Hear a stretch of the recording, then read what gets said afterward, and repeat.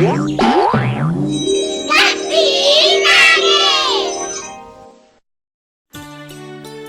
बड़े शहर में एक आदि नाम का लड़का अपनी दादी के साथ रहता था। आदि की उम्र लगभग 17 साल की है।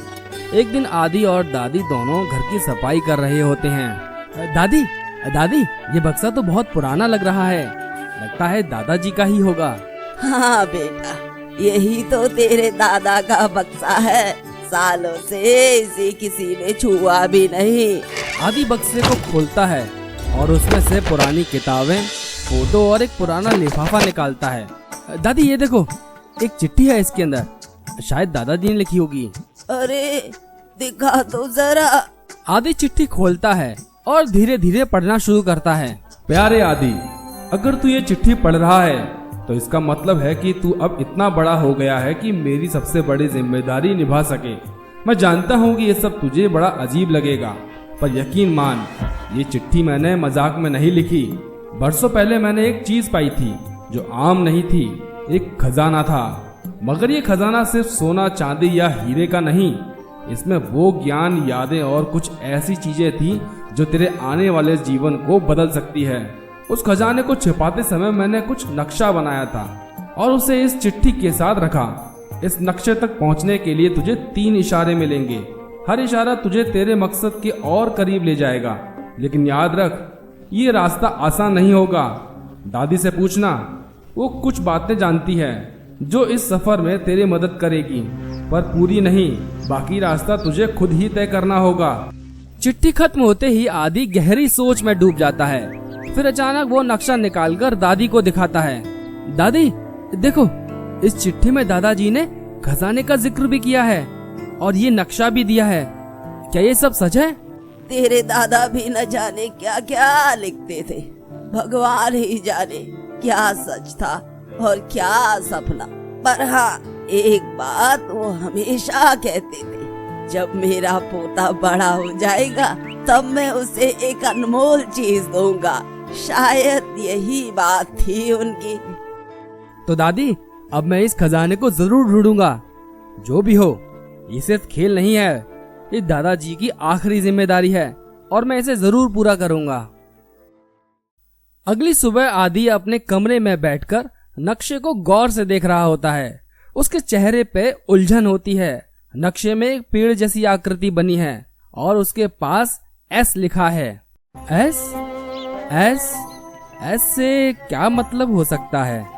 शायद शहर पार्क, संदीप नगर और सरिता बिहार भी तो हो सकता है। और ये नक्शे में मोड़ और ये रास्ता, शायद ये जगह तो संदीप पार्क लगती है। वह जल्दी से निकल पड़ता है। रास्ते में उसकी आंखें नक्शे के हर हिस्से को आसपास के दृश्य से मिलान की कोशिश कर रही होती है। कुछ देर बाद आदि संदीप पार्क पहुंच जाता है। आसपास कुछ लोग टहल रहे हैं, बच्चे खेल रहे हैं। मैदान के एक कोने पे एक पुराना पीपल का पेड़ खड़ा है। दादाजी की चिट्ठी में लिखा था, खजाना ढूंढना आसान नहीं होगा। दूसरा कहीं ऊपर लटका हो सकता है या कहीं नीचे दबा हो सकता है। आदि पेड़ के पास पहुंचता है। पेड़ के पास एक बूढ़ा चौकीदार बैठा हुआ है। अरे लड़के, वहाँ कहाँ जा रहा है? उधर कोई नहीं जाता। अरे अरे बस अंकल, ये पेड़ देख रहा था। ये पेड़ बहुत खास है ना मेरे लिए। चौकीदार आदि को जाने देता है। आदि पेड़ के पास पहुंचता है और इधर उधर जमीन देखने लगता है। वह पेड़ के तने को हाथ से टटोलता है, मगर कुछ नहीं मिलता। फिर नीचे जमीन में थोड़ा खुदाई करता है। मिट्टी में सिर्फ पत्थर और सूखी पत्तियां ही हैं। वह थक कर बैठ जाता है। ऐसे तो नहीं मिलेगा। सोच आदि सोच। आदि नक्शा फिर से देखता है। नक्शे में पेड़ की जड़ की ओर तीर बना है, जो उसने पहले गौर से नहीं देखा था। अरे ये तीर, इसका मतलब जड़ की बाई ओर। अब वो पेड़ की बाई ओर खुदाई करता है। वह मिट्टी थोड़ी ढीली है। जैसे ही वह खोदता है, एक पत्थर की पट्टी जैसी चीज दिखाई देती है। वह उसे निकालता है और नीचे एक छोटा डिब्बा छिपा हुआ मिलता है। मिल गया, पर इतनी आसानी से नहीं। आदि डिब्बा खोलता है। अंदर एक मुड़ा हुआ कागज और एक लकड़ी की पट्टी है। जिस पर एक पहेली लिखी है, जहाँ शब्दों की दुनिया हो पर आवाज ना हो, वही मिलेगा अगला राज जो खजाने को खोलेगा। शब्दों की दुनिया लेकिन आवाज नहीं, मतलब किताबों की दुकान। वह लकड़ी की पट्टी को देखता है, उस पर आधा नाम लिखा है, शर। वह सोचता है, शर मतलब शर्वानी बुक डिपोट, दादाजी वही तो जाते थे। थोड़ी देर बाद आदि शर्वानी बुक डिपोट पहुंच जाता है, बोर्ड को देखता है और धीरे से दुकान के अंदर चला जाता है। हाँ, यही वो जगह है, दादाजी की पसंदीदा किताबों की दुकान। अब देखता हूँ कि अगला सुराग कहाँ छुपा है। दुकान के अंदर बहुत सन्नाटा है। लकड़ी की अलमारियों में पुरानी किताब भरी हैं। दुकान के एक कोने में एक बूढ़ा दुकानदार बैठा है, आंखों पर चश्मा, हाथ में एक मोटी किताब। आदि उसे देखता है और मुस्कुराता है। नमस्ते अंकल जी। नमस्ते बेटा, नमस्ते। कुछ खास किताब ढूंढ रहे हो क्या? हाँ, कुछ पुरानी किताबें, दादाजी अक्सर यहाँ से लाते थे। यहाँ की हर किताब में कोई ना कोई कहानी है बेटा, तुझे ढूंढनी पड़ेगी, पर इसमें बहुत समय लगेगा। जी, मैं कोशिश करूँगा। आदि दुकान के भीतर घूमता है। इतिहास, धार्मिक ग्रंथ, दंत कथाएं, गुप्त समाज, हर अलमारी पर कुछ न कुछ लिखा है। वह लोक कथाएं और रहस्य वाले सेक्शन पर जाता है, एक एक किताब उठाकर देखता है, खोलता है, पर कुछ नहीं मिलता। थोड़ी देर बाद थककर बैठ जाता है। इतनी किताबें, कैसे पता चलेगा कि कौन सी सही है? कोई तो संकेत होगा, कुछ तो अलग होना चाहिए। वो फिर खड़ा हो जाता है और बारीकी से देखता है। तभी उसकी नजर एक किताब पर पड़ती है, दक्षिण के गुप्त खजाने। किताब पुरानी है, कवर टूटा हुआ है, लेकिन बीच का हिस्सा थोड़ा उभरा हुआ लगता है। ये किताब कुछ अलग लग रही है। वह धीरे धीरे किताब खोलता है, पन्ने पलटता है। अचानक उसे एक जगह दो पन्ने हल्के चिपके हुए लगते हैं। वह उन्हें धीरे से अलग करता है। अंदर एक मुड़ा हुआ कागज छुपा होता है। वह उसे निकालता है। जहाँ ना हो शोर, बस सन्नाटा, नीचे उतरे जो पाए पता, बूंद न गिरे पर पानी सा लगे, अंधेरे में छुपा खजाना जगे। जहाँ ना हो शोर, बस सन्नाटा, मतलब कोई शांत जगह, नीचे उतरे जो पाए पता, नीचे यानी कोई गहराई, बूंद न गिरे पानी सा लगे। ये तो सूखा कुआं या बावड़ी हो सकती है।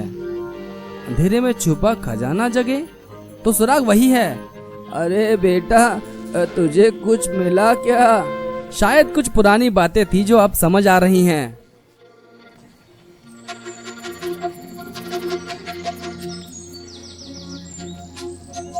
जहाँ ना हो शोर, बस सन्नाटा, नीचे उतरे जो पाए पता। हाँ, वो जगह यही हो सकती है।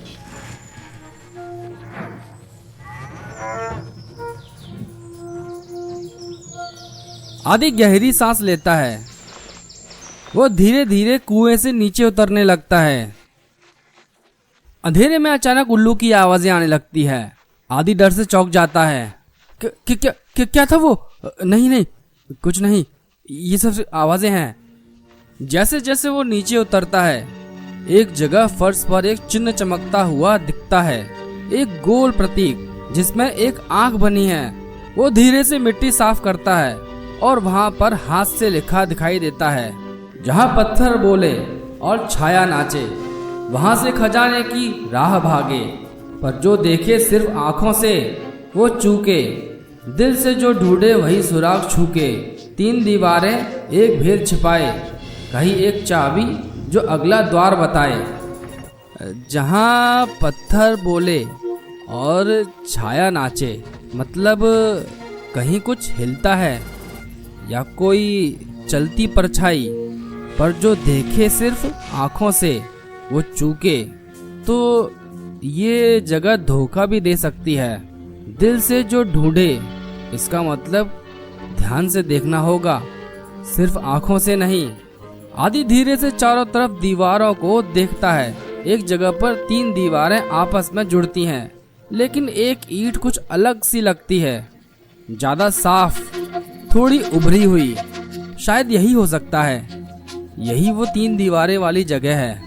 आदि ईंटों को धीरे से दबाता है। एक क्लिक की आवाज आती है, एक पत्थर नीचे गिरता है और वहां से एक धातु की छोटी सी चाबी निकलती है। चाबी चमकती है जैसे किसी दरवाजे का रहस्य छुपाए हो। अब मैं रुकने वाला नहीं हूँ। ये रहस्य जितना गहरा है उतना ही सच्चा भी। रात हो चुकी है। आदि थका हुआ लेकिन उत्साहित है। हाथ में वो चमकती हुई चाबी लिए घर में घुसता है। दादी रसोई में कुछ काम कर रही है। आदि सीधा उनके पास आता है। दादी देखो, मुझे एक और सुराग मिला, और ये चाबी। अरे वाह, तू सच में ढूंढ लाया कुछ? दिखा तो जरा ये चाबी। आदि चाबी दादी को देता है। दादी चाबी को ध्यान से देखती है और फिर मुस्कुराती है।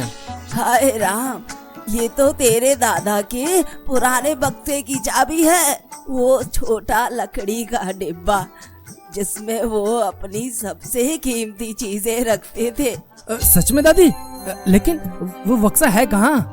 वही तो मैंने संभाल के रखा है, अलमारी के ऊपर वाले खाने में। दादी अलमारी में से वो छोटा सा बक्सा निकाल कर लाती हैं। लो बेटा चाबी, अब ताले का रहस्य खुलेगा। इस छोटे से बॉक्स में छुपा है वो राज जिसने बरसों तक अपने अंदर एक दुनिया को बंद कर रखा था। आखिर इस बॉक्स में है क्या? क्या ये खजाने की कुंजी है या कोई और रहस्य? जानने के लिए देखते रहिए हमारा चैनल गट्टी नागिन टून टीवी। और अगर आपको कहानी पसंद आई हो तो लाइक कीजिए, सब्सक्राइब कीजिए और बेल आइकन को दबाना ना भूलें, क्योंकि आगे की कहानी और भी रोमांचक होने वाली है।